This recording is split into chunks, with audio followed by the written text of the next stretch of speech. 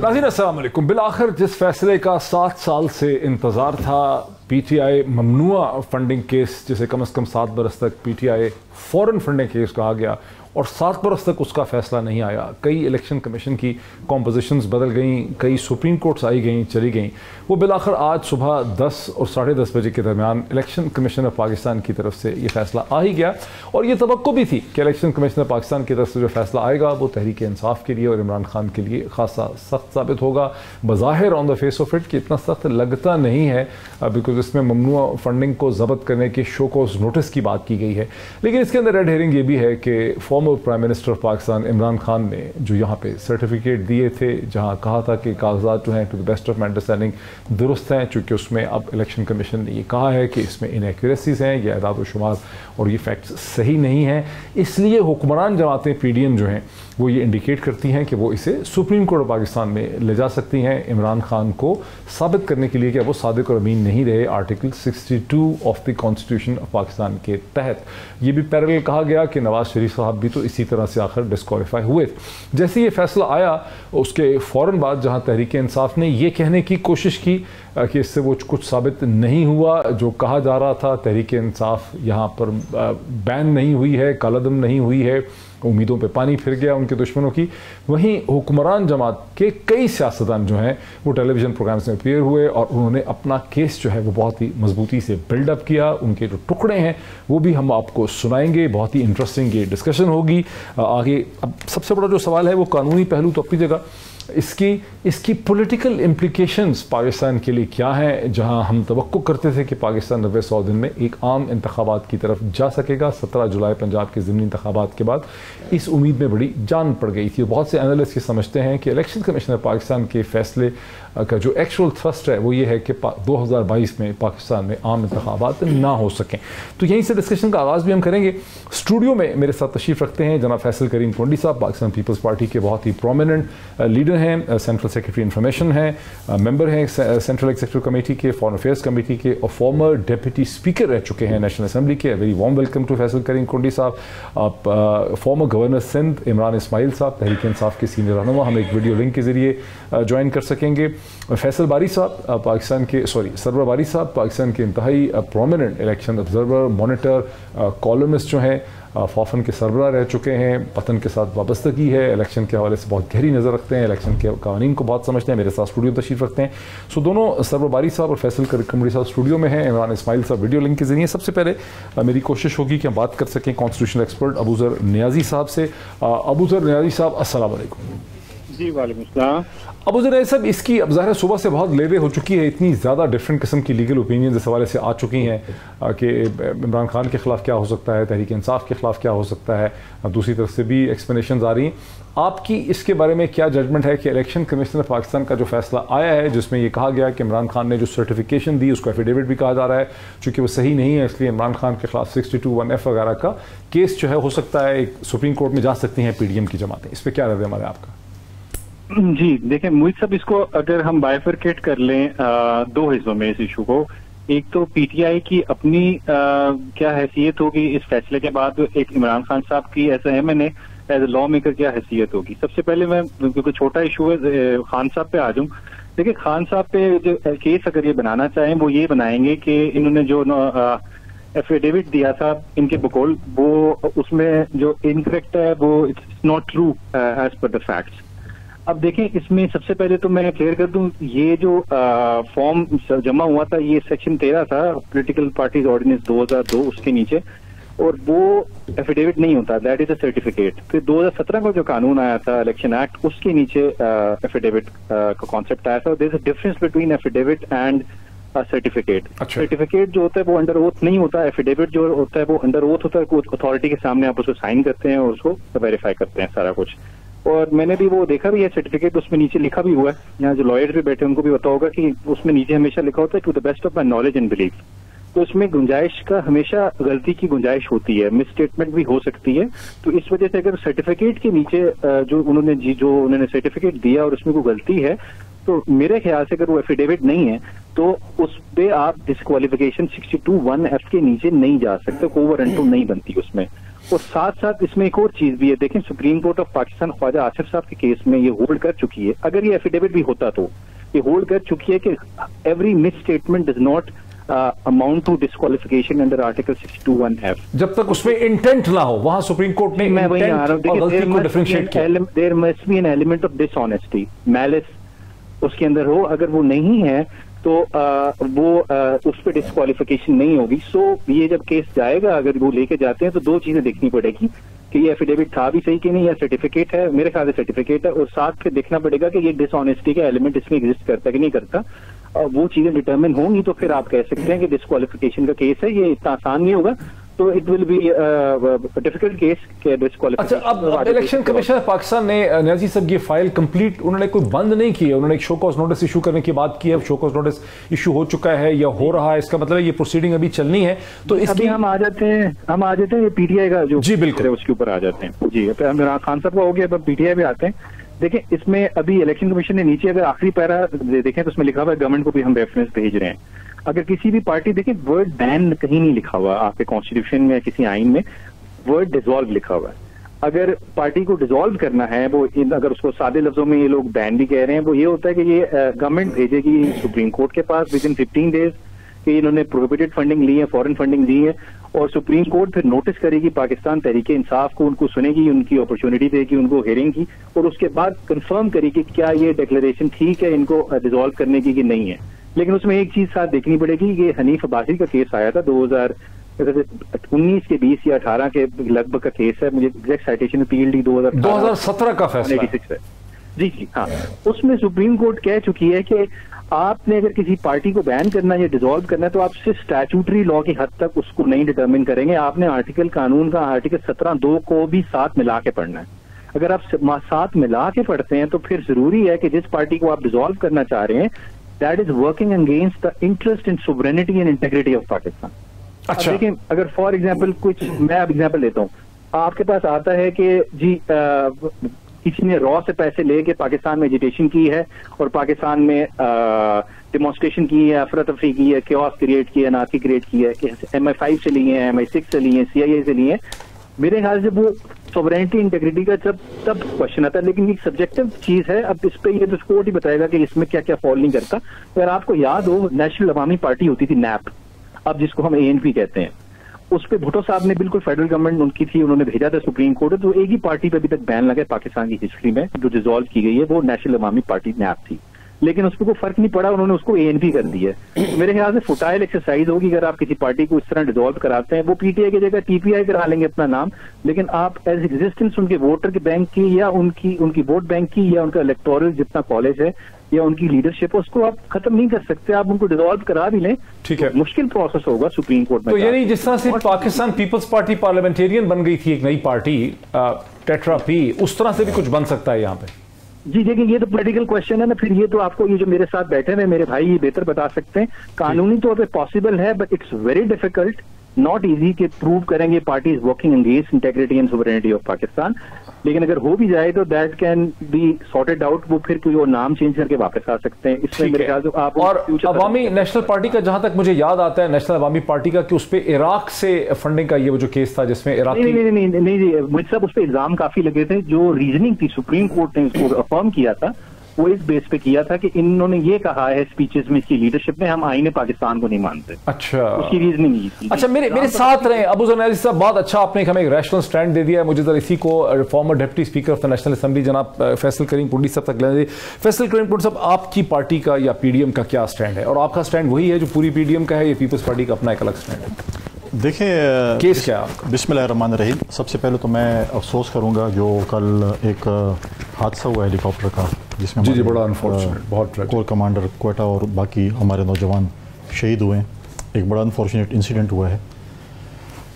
देखिए, Pakistan peoples party की इस पे स्टैंड ये है। देखिए, अभी मेरे भाई अबू ज़र साहब ने इसके ऊपर एक लीगल एंगल से, हाँ, एक लीगल उसके ऊपर एस्पेक्ट की बात की।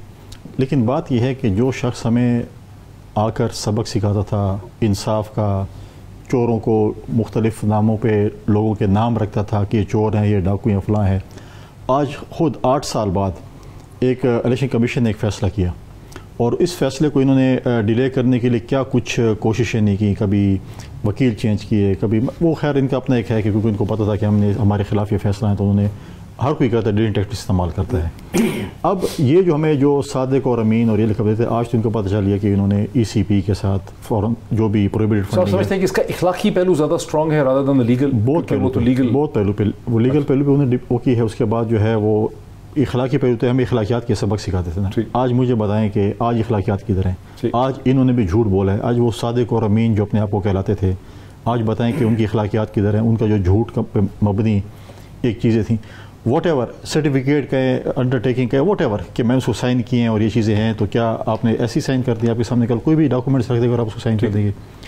दूसरी सबसे बड़ी चीज़ है कि उन्होंने अकाउंट्स डिसओन किए हैं अपनी पार्टी के लोगों के, जिसमें इमरान इस्माइल साहब भी मौजूद हैं, प्रेसिडेंट ऑफ पाकिस्तान भी उसके अंदर, उसके भी आरिफ अलवी साहब अभी तक हमसे कनेक्शन हुआ नहीं, बस मैं प्रेसिडेंट ऑफ पाकिस्तान के भी अकाउंट उसके अंदर है, असद कैसर का भी है, गवर्नर KPK जो थे अब शाह फरमान का भी है, उसका कासिम सूरी साहब का भी है। तो आज जो इखलाकियात ये कहते हैं अगर इखलाकियात हों तो आज तो प्रेसिडेंट ऑफ पाकिस्तान पहले रिजाइन करे। किसका कॉन्स्टिट्यूशनल पोस्ट पे बैठे जिसको अपने पार्टी का चेयरमैन उसके अकाउंट डिसोन कर रहा है। तुम्हारे आप कह रहे हैं कि इखलाकी जो पहलू है यहाँ पे वो ज्यादा और दूसरी बात यह कि जो बहुत हमें कहता था कि जी ये झूठ और फरेब और ये, और हमें लेक्चर देता था कि मैं इस्लाम में ये है, तो आज आप बताएं ना आपकी झूठ साबित हो गया। आज आप कह रहे हैं कि जो फॉरेन फंडिंग फॉरेन साजिश है, जो पार्टी खुद फॉरेन फंडिंग पे पली हो, आज वो फॉरेन साजिश की बातें करते हैं कि अब देखें फॉरेन फंडिंग की तो डेफिनेशन है ना। देखिए प्रोहिबिटेड फंडिंग है या फॉरेन फंडिंग है, आज मुझे बताएं चीज़ तो नहीं है ना, मुख्तलिफ चीज़ें। प्रोहिबिटेड फंड देखें, आज मुझे बताएं कि आज वो आरिफ नकवी को डिफेंड कर रहे हैं। आरिफ नकवी कहाँ पर वांटेड है? अमेरिका में। ठीक है, अमेरिका भी वांटेड है। उनका यहाँ पर जो केस हुआ था, मैंने भी कल वो मेमन साहब का इंटरव्यू देखा, जो कौन सा केस था आरिफ नकवी का? DG FIA ने जो इंटरव्यू दिया है कि उस पर 87 अरब रुपए स्वी गैस को देने के जो केस था, उस पर मैंने उसका केस पकड़ा। हाँ। मैं वज़ीर आज़म के उस वक्त के वज़ीर आज़म के पास गया, नवाज शरीफ साहब के पास नहीं, इमरान खान साहब के पास। अच्छा। ठीक है, और मैं समझा कि मुझे वो शाबाश देगा।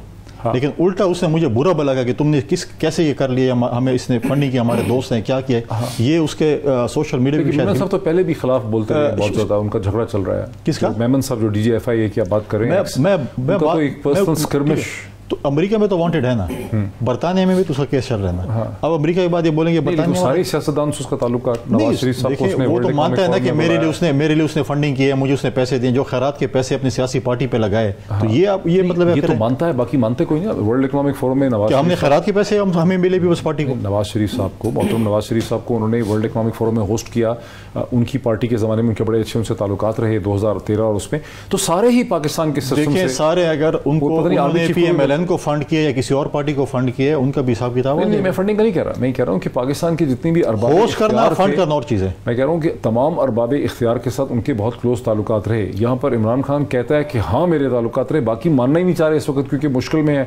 पूरे पाकिस्तान से ताल्लुकात रहे, ये सारे बिल्कुल होंगे। क्या उन्होंने उनके लिए क्रिकेट मैच रख के खैराती पैसे दिए और उसने सियासी पार्टी के लिए इस्तेमाल किए? मैं तो सवाल ये कर रहा हूँ। उसने ऐसा रिलेशनशिप पूरी दुनिया में रखा हुआ था। ये जो भी स्टोरी छपी ना साइमन क्लार्क जिसके साथ भी किया, क्या उन्होंने नवाज शरीफ को खैराती पैसे दिए? खैरात के नाम पे पैसे जमा करके उनको दिए? क्या तो नहीं दिए, फंड रेजिंग किए। फंड रेजिंग किए, शौकत खानम के लिए किए ना भाई, शौकत खानम के लिए करके आप ये कह रहे हैं कि शौकत खानम के लिए पैसे हैं और आपने जाके सियासी जमात के लिए इस्तेमाल कर दिया। आज वही इमरान खान अपने चहेतों को, जिसको उन्होंने कॉन्स्टिट्यूशनल पोस्ट दिया, उनको ओन करने से इनकारी है। उनको ऑन करने से तो बेसिकली इनकारी। सर बाबरी साहब, आप क्या समझते हैं कि ये जो इल्ज़ाम है कि फंड जोन नहीं किए हैं पार्टी के, मुझे ये भी इसमें एक एलिमेंट है कि ये पहली ही पाकिस्तान की सियासी पार्टी है जिसने कई अरब रुपए जो हैं वो एक ट्रांसपेरेंट तरीके से बैंकिंग चैनल्स के जरिए दुनिया भर से रेज किए हैं और उनका उसने रिकॉर्ड सबमिट किया। बाकी जमातों ने ऐसा कोई रिकॉर्ड सबमिट नहीं किया। बिकॉज मैं एक एस्टिमेट कर रहा था, मुझे कोई और साहब बता रहे थे इलेक्शन कमीशन के, उन्होंने मुझे कहा कि एक 2018 में जो इलेक्शन हुआ था उसमें एक MNA का कम से कम खर्चा होता था 20 करोड़ रुपया। तो उन्होंने ये एस्टिमेट किया कि 150 MNA अगर आप खड़े करें, जैसे PMLN ने खड़े किए, तो ये तकरीबन 3000 करोड़ यानी 30 अरब रुपए का खर्चा MNAs का है। इसी तरह से 300 अगर MP खड़े करते हैं इलेक्शन में तो वो भी 3000 करोड़, तो ये भी बन जाते हैं 30 अरब। तो तकरीबन 50 से 60 अरब रुपए का, क्योंकि जहांगीर खान तरीन साहब ने जब लोधरा में इलेक्शन लड़ा 2019 में, तो उन्होंने अंदाज़न 2 अरब रुपए की मोबिलाइजेशन वहाँ पे की थी। तो वो सारे जो पैसे हैं उसका भी कोई हिसाब किताब यहाँ पे नहीं। पहली बात तो मैं ECP को मुबारकबाद देता हूँ, इलेक्शन कमीशन, कि उन्होंने पहली दफ़ा कोई सही काम किया है। अच्छा। क्योंकि आज तक वो एक जो फॉर्म 45 होता है उसकी जो जमा तफरीक होती है वो नहीं कर सका। एक नहीं है, लोकल गवर्नमेंट इलेक्शन जो खैबर पख्तूनख्वा में किए 70% जो फॉर्म रिजल्ट फॉर्म है उनमें गलतियां हैं। ठीक, अभी जो बाई इलेक्शन हुए हैं उसमें मैसिव प्रॉब्लम। ठीक, तो ये कैसे हो गया? ये तो कोई अनहोनी बात है कि उन्होंने एक कंपनी है जिसने 10,000 रुपये दिए, ठीक, उसको भी पकड़ लिया है। तो ये समझने की बात है, थोड़ी सी पजल तो आप समझ रहे हैं कि ये जो पजल है बहुत बड़ी एफिशिएंसी, ये बहुत बड़ी एफिशिएंसी है। ठीक हो गया। तो मैं उसकी मुबारकबाद देना चाहता हूँ। दूसरी बात ये है कि काश के इलेक्शन कमीशन ये हुक्मरान जमात के जो रहनुमा है वो जाके उनको मिले हैं चीफ इलेक्शन कमिश्नर को, और 2 दिन के अंदर फैसला आ जाता है। और जिस तरह उन्होंने एक पार्टी का फैसला किया है 8 साल के बाद, तो ये जमातें जो हैं, पीपल्स पार्टी है, PMLN है, JUIF है और बहुत सारी पार्टियां हैं, MQM है, तो उनके हिसाब किताब भी तो लेके आए हैं। क्योंकि हमें तो अदारे चाहिए जो इंडिपेंडेंट हों और किसी पॉलिटिकल इन्फ्लुएंस में ना होते हो। ये कोइंसिडेंस नहीं हो सकता कि कुछ पार्टियों के रहनुमा जाएं और वो बाहर आकर प्रेस कॉन्फ्रेंस करें कि फौरन इसका ऐलान किया जाए और वो ऐलान हो जाता है। तो मैं समझता हूँ कि इस तरह कंट्रोवर्सी बढ़ रही है। तो अभी मैं तो समझता हूँ इलेक्शन कमीशन को फौरी तौर पर 1 हफ्ते के अंदर अंदर तमाम जमातों के जो अकाउंट जमा होते रहे हैं, हर इलेक्शन के बाद होते हैं, हर साल होते हैं, इसी तरह जो MNAs हैं, सेनेटर्स हैं, सबके अकाउंट जमा होते हैं, तो ऑडिट फर्म्स को काम दें और वो ढूंढ के लाएं कि क्या क्या मसला है, ताकि आवाम के सामने जो है एक इन्फॉर्म्ड जो है वो ओपिनियन बनाने के लिए मवाद मौजूद हो। ठीक है, पीपल्स पार्टी का भी, नून का भी, बाकियों का भी, ताकि हमें सब जो कच्चा चट्टा है सबका सामने आए। तो ये अच्छी बात है, ये होना चाहिए।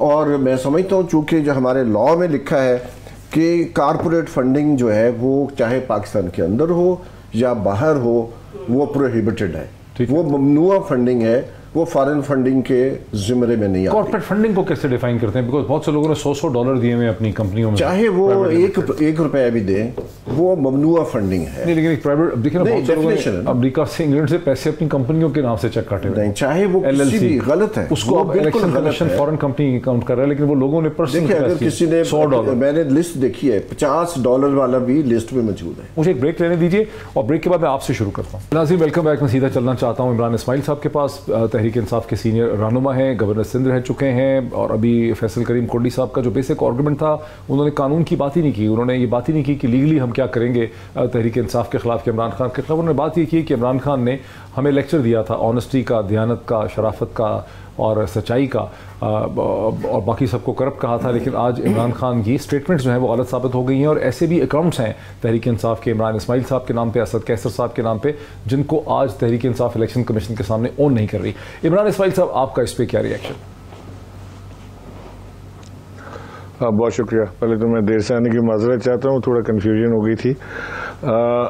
मोहित साहब देखें, बात यह है कि इमरान खान साहब सादिक और अमीन है, ये सुप्रीम कोर्ट ने कहा है, सुप्रीम कोर्ट के जिस जज ने कहा है ये उसे बुरा भला कहते हैं साकिब निसार ने कहा है। साकिब निसार ने नहीं कहा, सुप्रीम कोर्ट के सिटिंग जज ने कहा था। उसी जज ने, जिनके ये एलाइज हैं, उनको सिसिलियन माफिया का खिताब दिया था। वो अब ये भले जैसी भी उसकी तर्जुमानी करें, लेकिन बात यह है कि सुप्रीम कोर्ट ने आज तक पाकिस्तान में किसी सियासतदान को सादिक और अमीन कहा था इमरान खान को। और ये मैं बात बड़े वसूख से कह सकता हूँ कि इमरान खान से ज़्यादा दयानतदार, ईमानदार आदमी कोई पाकिस्तान की सियासत में इस वक्त जो जिंदा लोग हैं उनमें नहीं है मौजूद। दूसरी चीज़ मैं आपको ये बताना चाहता हूँ कि जो ये जजमेंट आई है ये कोई अनोखी चीज़ नहीं है, बल्कि हमें हैरानी थी कि इन्होंने ये जो जजमेंट दी है इसमें इन्होंने जो ऐसी चीज़ें डाली हैं कि जो बड़े आसानी से चैलेंजेबल हैं, उसके अंदर कोई इशू ही नहीं है। मिसाल के तौर पर इन्होंने जो कॉटन मिल्स का, जैन कॉटन मिल्स का इन्होंने जो जिक्र किया, वो मुल्तान रोड पर कंपनी है, वो ऑस्ट्रेलिया एक्सपोर्ट करते हैं, उनका एक ऑफिस ऑस्ट्रेलिया में भी है। उन्होंने चेक ऑस्ट्रेलिया से दिया बट अपनी लोकल पाकिस्तानी कंपनी का दिया। उसके जो ओनर हैं उन्होंने चेक दिया और उन्होंने आज टीवी पर आके ये बताया भी लोगों को कि जी ये चेक मैंने दिया है। उसके बाद हम ये जिसको जैन टैग कह रहे हैं, ये एक्चुअली जैन कॉटन कंपनी है, जिनका नाम उन्होंने बाद में जैन टैग कर लिया। जो इनको नाम मिलते गए ना ऐसे अनोखे, इन्होंने कहा जी बस ये तो क्लू हमें मिल गया है।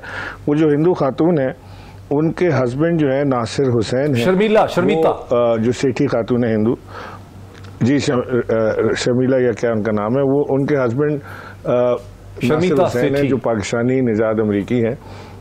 अच्छा, इसमें होता ही है कि मैंने सारी ज़िंदगी खान साहब के साथ फंड रेजिंग की। अब इन लोगों ने तो फंड रेजिंग नहीं ना की कभी, इन्होंने तो जाके एक सेठ से पैसे लिए, उससे फ़ायदा उठाया, उसके बाद हुकूमत में आने के बाद उसको फ़ायदा पहुँचाया। अभी तो इनके फंडिंग केसेस खुलेंगे तो पता लगेगा कि क्या क्या वहाँ पे कारनामे हुए हैं। तो वो सेठी साहिबा जो हैं वो हमारे पाकिस्तानी हैं, नासिर हुसैन उनकी बेगम है, और नासिर हुसैन साहब ने ये पैसे दिए और चेक उन्होंने अपनी बेगम से साइन कराया, उनके अकाउंट का होगा। अब उस चेक को जो $26,000 का था, उसको $13,000 को जायज़ और $13,000 को नाजायज़ करार दे दिया। तो कमाल ये है कि मुझे ये समझ नहीं आ रहा कि हमारे जो शोएब हैं, मोहम्मद शोएब क्रिकेटर, उनकी जो बेगम है सानिया मिर्ज़ा, तो उनकी आधी जायदाद जो है वो जायज़ होगी, आधी जायदाद नाजायज़ होगी। अजीब अजीब मस्खरे किस्म के इसमें डिसीजन आए। और जो खान साहब के ऊपर ये स्टेटमेंट जो दिया है वो भी ऑस्ट्रेलिया है, उनका भी कोई प्रॉब्लम होगा। इस तरह तो बहुत सारी चीज़ों का प्रॉब्लम होगा। मैं ये पूछना चाहता हूँ कि जो ये कह रहे हैं कि जी खान साहब ने बयान हल्फी जो है वो झूठा दिया है, तो ये एक्चुअली प्रॉब्लम ये है कि जो इलेक्शन कमीशन में लोग बैठे हुए हैं, इनका जुडिशरी से कोई ताल्लुक नहीं है। ये तो एक हवाई घोड़े पे सवार हैं, इसलिए इनको समझ नहीं आ रही। खान साहब ने कोई बयान हल्फी नहीं दिया। खान साहब ने एक सर्टिफिकेट दिया है जो ऑडिटर ने उनसे साइन कराया कि to the best of my knowledge ये अकाउंट्स हैं हमारे पास।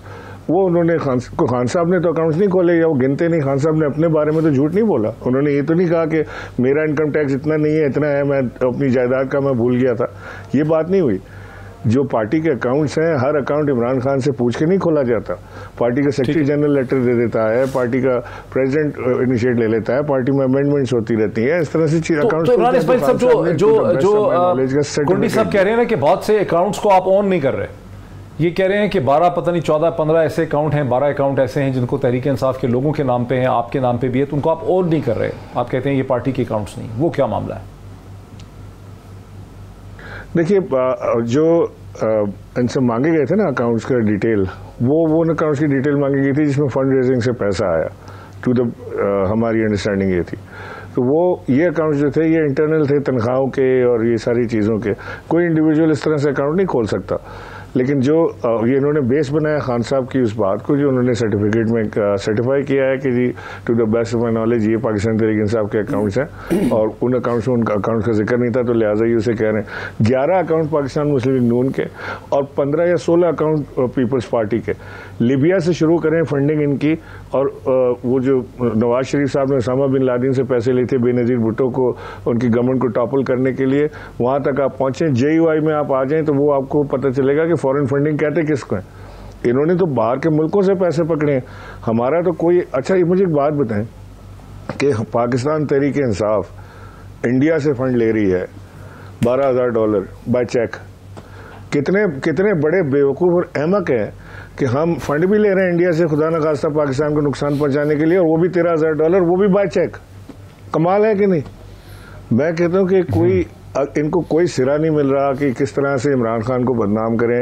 इमरान खान की 4.25 साल की हुकूमत में से कुछ कुंडी साहब का इस पर रिएक्शन लेने में, फिर मैं बारी साहब की तरफ आता हूं। इन चीजों पर आ गए इस्माइल जी इमरान इस्माइल साहब मेरे साथ रहे जरा। मैं कुंडी साहब जो एक्सप्लेनेशन दी इमरान इस्माइल साहब ने एक पॉइंट बाय पॉइंट करके, उस पर आपका क्या रहता है?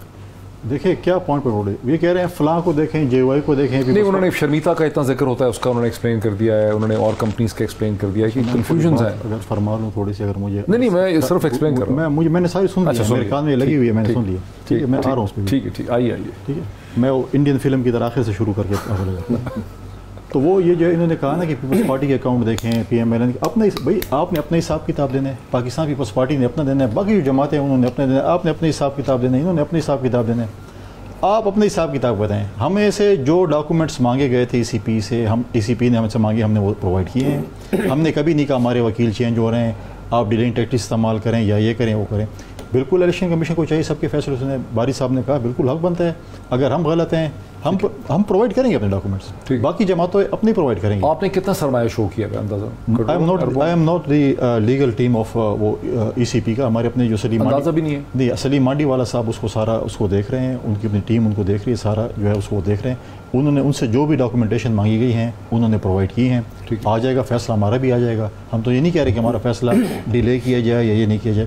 अब ये देखें, ये कह रहे हैं कि भाई हमें तो सुप्रीम कोर्ट के जज ने सादिक और अमीन कर दिया। भाई आपको तो आज चोर डिक्लेयर कर दिया ECP ने, ठीक है। अगर उसने कर दी सादिक अमीन, अब लेटेस्ट तो आप चोर निकल आए हैं, आप सादिक अमीन नहीं निकले। ECP की उतनी ही इंटीग्रिटी आपके नज़र में? ECP एक इदारा है कि नहीं है? इदारा तो है, आप कह नहीं है, मैं नहीं मानता ECP को। कंट्रोवर्शियल वो ऐसा इदारा है जिसको इमरान खान साहब ने कहा था कि पाकिस्तान में इससे बड़ा, इससे अच्छा, इससे दयानतदार चीफ इलेक्शन कमिश्नर मैंने नहीं देखा, और इसलिए मैंने इसको अपॉइंट किया। फाटा की वजीरिस्तान की पहाड़ी में एक इंटरव्यू दे रहा था, एक अपने किसी ने कहने भी किया, नहीं तो आपको पता है, मैं उस वक्त की बात करूँ। उसके बाद ये कह रहा है नहीं, उसका क्लिप हमने अभी ख्वाब देखा है कि हमें तो किसी ने बताया था इसका, उसके हमने ख्वाब देखा था कि ये तो बंदा ठीक नहीं है।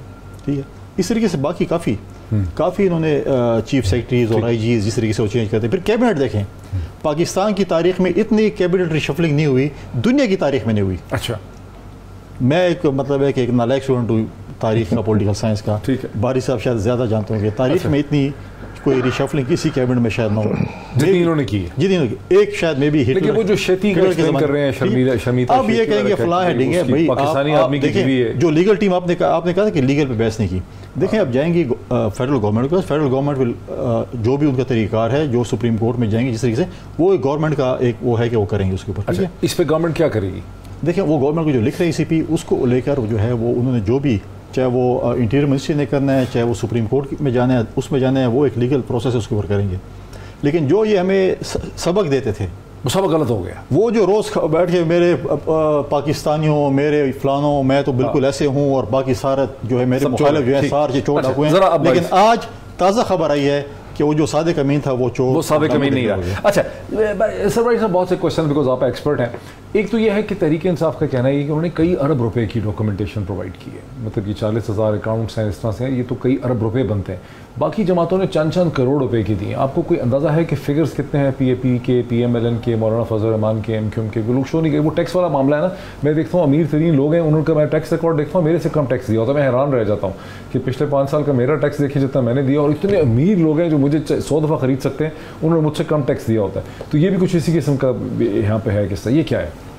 देखिए, पहली बात तो ये है कि ये बहुत ज़रूरी है। इलेक्शन कमीशन हमारा एक बहुत अहम अदारा है जिसकी बुनियाद पर हमारी जमहूरियत खड़ी है, और अगर वो नज़र आए कि वो न्यूट्रल नहीं है और उसका झुकाव किसी ख़ास सियासी जमात की तरफ है, और मैं ये एतमाद के साथ कह सकता हूँ कि EVM की अपोजिशन से लेकर EVM की जो पोजीशन है इलेक्शन कमीशन की, वो तो ले ही नहीं सकता, क्योंकि जो उनका अपना स्ट्रेटेजिक प्लान था उसमें EVM को 2017 करने का 2019-23 का जो है उसमें बहुत वाज़ेह तौर पर, लेकिन उसने लिया क्योंकि उसका जो पोजीशन थी वो PDM की जमातों के साथ मिलती थी।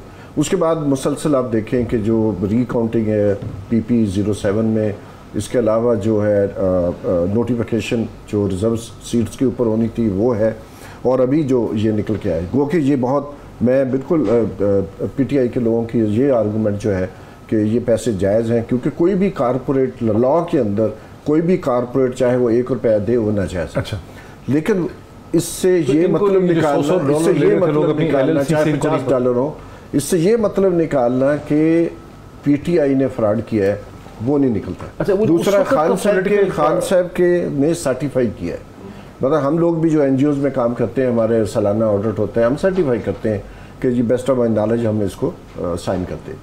और मामला सारा ये है कि इट्स अ पॉलिटिक्स, और हमें पता है पॉलिटिक्स का मकसद ये है कि मेरी नज़र में कि हम सब चोर हैं।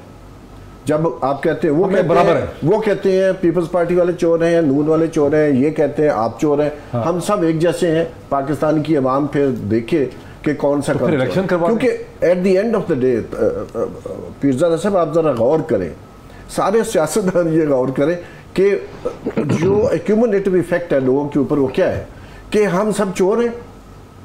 तो अपना जो ट्रस्ट है वो पाकिस्तान का के लोगों का सियासतदानों पर मुसलसल गिर रहा है कि अगर मैं इनकी बात मानता हूं तो खान साहब चोर है, खान साहब की बात मानता हूं तो फिर मुझे वही बात इनके लिए भी करनी पड़ती है। This is not helping politics. ठीक है, दिस इज नॉट। लेकिन अगर सब चोर है तो इलेक्शन करवा दे, मतलब लोग देखेंगे कौन काम चोर। असल बात यह है, क्या PMLN ने पीपल्स पार्टी को गिराने के लिए ISI से पैसे नहीं लिए थे 80s में? सुप्रीम कोर्ट के जो है आज भी उनके रिकॉर्ड पे लिखा हुआ है किसने कितने पैसे लिए थे। क्या उसके बाद उसामा बिन लादेन से पीपल्स पार्टी ने कहा कि इन्होंने इनकी हुकूमत का तख्ता, उसामा बिन लादेन ने नवाज शरीफ साहब को पैसे दिए? मुसलसल हम देख रहे हैं कि, और फिर MKM के बारे में ये कहा जाता था कि ये पैसे लेते हैं इंडिया से। अब वही जो लोग हैं कह रहे हैं इन्होंने इंडिया से पैसे लिए हैं, इजराइल से लिए, उनकी गोद में MKM वाले बैठे हुए। तो पाकिस्तान के अवाम को मैसेज क्या दे रहे हैं सियासतदान कि हम सब गंदे हैं? मुझे दुख होता है ये देख के कि कोई जमात तो कहे, ये जो कहना है कि जनाब ये इजराइल से पैसे ले रहे हैं, कोई तो PDM के अंदर आके कहे मौलाना साहब ये बात मत करें क्योंकि ये झूठ है। ये कहना कि ममनुआ फॉरेन फंडिंग है, फॉरेन फंडिंग नहीं है, ममनुआ फंडिंग है। इसमें हर्ज क्या है कि अगर आप अपना नैरेटिव जो है वो फैक्ट्स के ऊपर बिल्ड करें, अपनी तशरीह जो इंटरप्रिटेशन है वो ज़्यादा इन्फॉर्म्ड हो बजाय ये कि एक्यूज करें एक दूसरे को। तो मेरा ख्याल है कि हम सिविल सोसाइटी में बैठ के हमें दुख होता है। अच्छा, एक लास्ट एक पॉइंट है कि इस पे एक एनालिसिस ये भी बनता है कि इस किस्म के कानूनी इशू खड़े कर दिए हैं इलेक्शन कमीशन ने, और हुकूमत, जैसा कि कुंडी साहब ने इशारा किया कि हुकूमत उस पर एक्शन ले सकती है, केस रेफर कर सकती है, कि अब जो इलेक्शन होना था अक्टूबर नवंबर में वो नहीं हो सकेगा। ऐसे झगड़े खड़े हो गए कि इलेक्शन का रास्ता रुक गया। नहीं, मेरा तो ख्याल है कि इनको समझ नहीं आ रही। अच्छा, मेरी रीडिंग ये है कि ना एस्टेब्लिशमेंट को समझ आ रही है और ना ही सियासी जमातों को समझ आ रही जो अपोजिशन की कि क्या होना है, हमें करना क्या है, क्योंकि जो इकोनॉमिक क्राइसिस है वो डीपन होता जा रहा है, पॉलिटिकल अनसर्टेनिटी बढ़ती जा रही है। अहमद अल-जवारी को मार दिया गया। देखिए उसके मानने के जो इंसिडेंट्स दो हुए हैं उससे भी लोग बहुत सारे नतीजे निकाल रहे हैं, जहाँ वो प्रोग्राम के उसमें नहीं आता, लेकिन लोग हर चीज़ पे शक करते हैं। जब ये इस तरह की चीज़ें हो रही हों, लोगों का डाउट करने का राइट जो है और जो टेंडेंसी है बढ़ती है, which is not good for Pakistan. Which is not good for Pakistan. एक ब्रेक लेते हैं, ब्रेक के बाद बुनियादी सवाल उठाते हैं कि जो इलेक्शन हम तवक्को करते थे पंजाब के ज़मीनी इंतखाबात के बाद 17 जुलाई के इंतखाबात के पाकिस्तान में बहुत जल्दी अक्टूबर में, अगर अक्टूबर में नहीं तो नवंबर में इलेक्शन होंगे, क्या वो इलेक्शन हो पाएंगे? चूँकि इलेक्शन कमीशन पाकिस्तान ने जिस किस्म के कानूनी या नुक्ते उठा दिए हैं, ये मामला अदालतों में उलझ सकते हैं, तो क्या इलेक्शन हो पाएंगे? ये ब्रेक के बाद इस पर बात करते हैं, आफ्टर द ब्रेक। मैं सीधा चलता हूँ नाज़रीन, वेलकम बैक। सीधा चलता हूँ इमरान इस्माइल साहब की तरफ। इमरान इस्माइल साहब के मसलसल सुनने में आ रहा है कि जो बुनियादी मकसद है इलेक्शन कमीशन पाकिस्तान का वो ये है कि उनके फैसले के नतीजे में ऐसे कानूनी और कॉन्स्टिट्यूशनल इश्यूज खड़े हो गए हैं। अगर हुकूमत इसको लेकर जाती है या PDM की जमातें सुप्रीम कोर्ट के सामने लेकर जाती हैं तो एक ऐसी बहस छिड़ जाएगी जिसकी वजह से जो आम इंतखाबात की तवक्को थी अक्टूबर नवंबर में, वो अब इस साल नहीं हो सकेंगे। इस पर क्या आपका रद्द-ए-अमल है या थिंकिंग है? नहीं पीरज़ादा साहब, मैं समझता हूँ कि वो इंतखाबात तो उस वक्त होंगे जिस वक्त इमरान खान साहब चाहेंगे, और क्योंकि अब नैरेटिव और इंतखाबात कॉल करने का इख्तियार जो है इस गवर्नमेंट के हाथ से निकल गया। अवाम इमरान खान के साथ खड़ी है, जो मर्जी टीवी में बैठ के कहते रहे कि जी वो सादिक और अमीन नहीं रहे। इमरान खान साहब कैसे ये बटन दबाएंगे सर? मुझे नहीं समझ। सुप्रीम कोर्ट के चीफ जस्टिस ने कह दिया है। इमरान खान साहब कैसे करेंगे ये? जी, इमरान खान साहब के पास ही बटन है, बिकॉज नहीं बहुत सारे ऑप्शंस हैं हमारे पास मौजूद जिससे हम पब्लिक का प्रेशर भी डाल सकते हैं। खान साहब के साथ इस वक्त बिलाशुबा पाकिस्तान की सबसे ज़्यादा पॉपुलर जमात इमरान खान की है, और उसमें जब वो आवाज़ देंगे लोग सड़कों पर आ जाएंगे।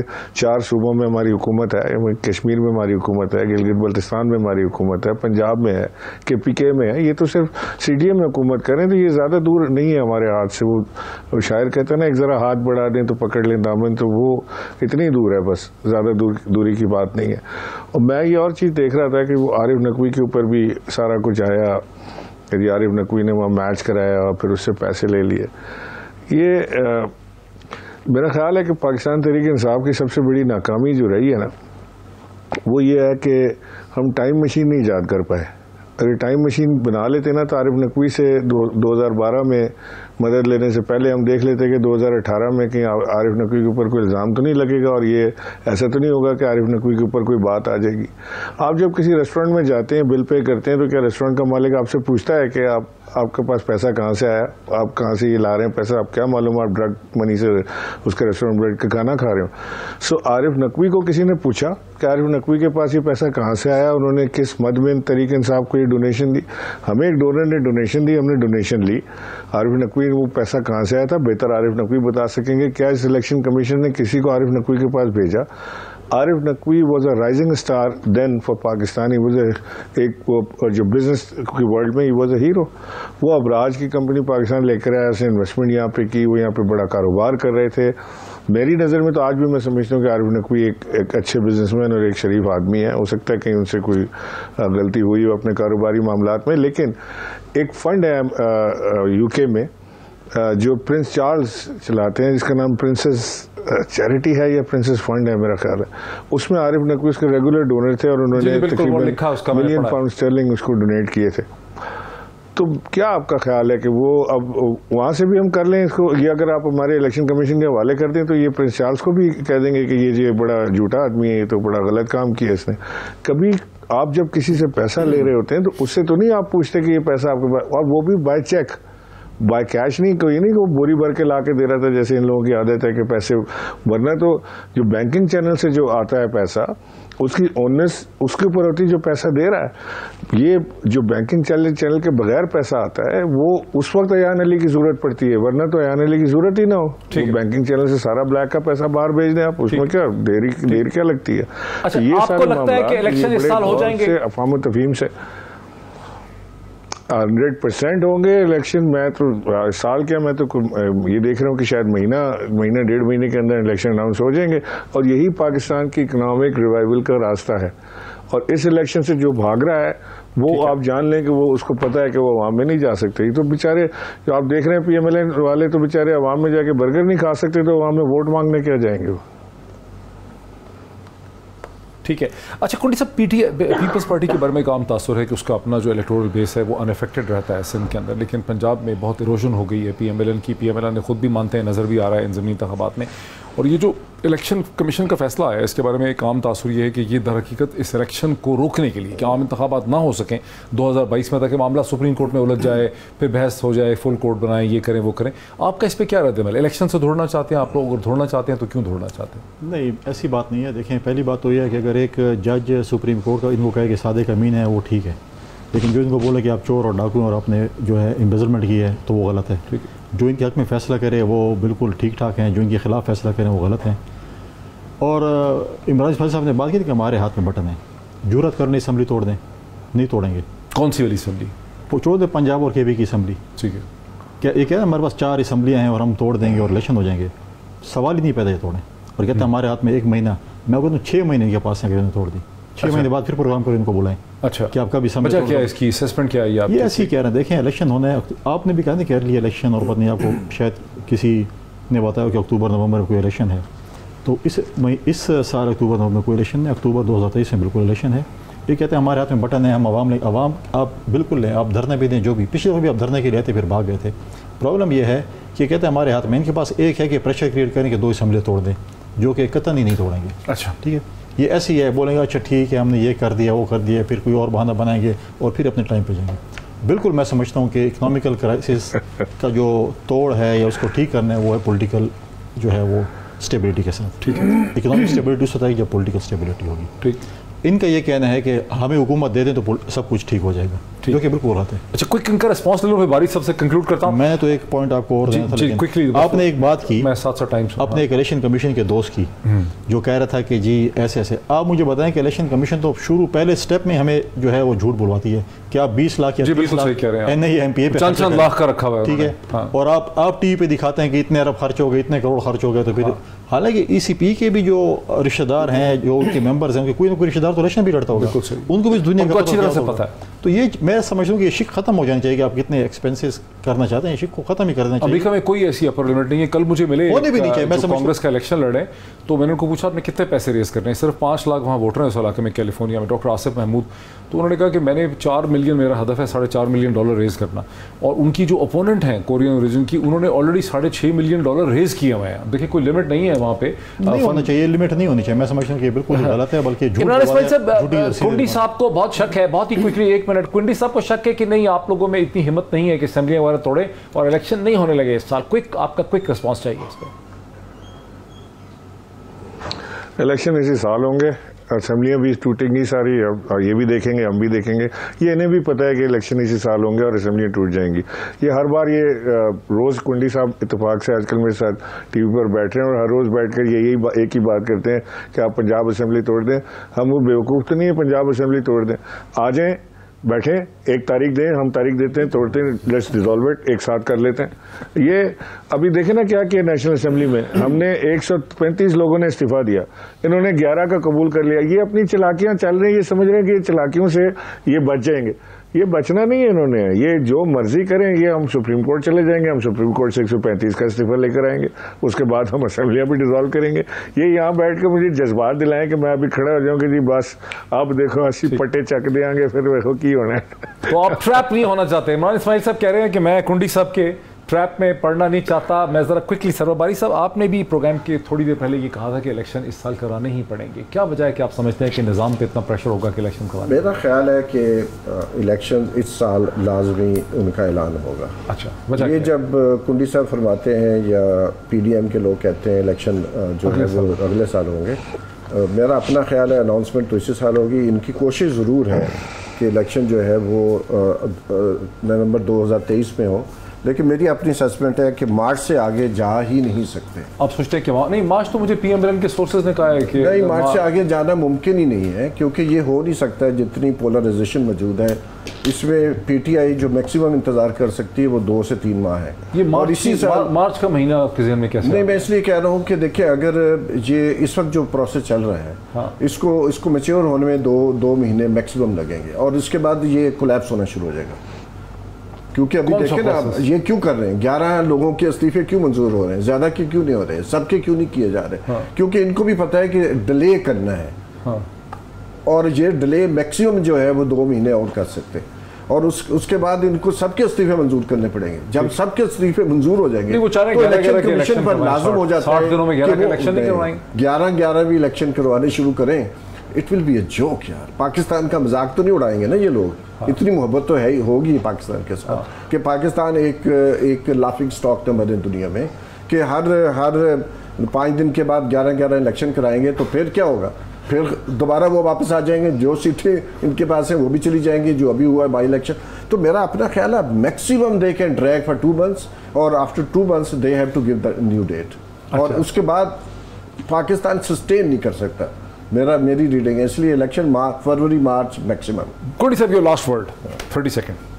देखिए, बारिश साहब का अपना एक पॉइंट ऑफ व्यू है और मैं इनके पॉइंट ऑफ व्यू कदर करता हूँ। इनका आपका अपना पॉइंट ऑफ व्यू है। आप भी कह रहे थे कि अक्टूबर में इलेक्शन होने थे। मैं सुन रहा हूँ, आप भी सुन रहे हो और मैं भी कह रहा हूँ। इमरान इस्माइल साहब भी कह रहे हैं। हाँ। तो देखते हैं किसकी जो है वो बात सही साबित होती है। हाँ, बात सही साबित। वक्त हमारा खत्म हुआ। कुंडी साहब का बहुत शुक्रिया, सरबारी साहब का बहुत शुक्रिया, इमरान इस्माइल साहब ने प्रोग्राम में ज्वाइन किया, हमारे साथ अबूजर न्याजी साहब कॉन्स्टिट्यूशनल एक्सपर्ट हैं, उन्होंने ज्वाइन किया। ये सारी बहस आपने देखी। एक आम तासुर इस वक्त ये है जो पॉलिटिकल एनालिस्ट हैं कि जो कुछ भी इलेक्शन कमीशन है पाकिस्तान के थ्रू है, उसका बुनियादी मकसद ये है कि आम इंतखाबात को डिले किया जाए, ऐसे मसाइल खड़े किए जाएँ कि इस साल आम इंतखाबात ना हो सके। इसके बावजूद तहरीक इंसाफ को उम्मीद है कि आम इंतखाबात इसी साल होंगे। देखते रहिए। आज इतना ही, फिर मुलाकात होती है।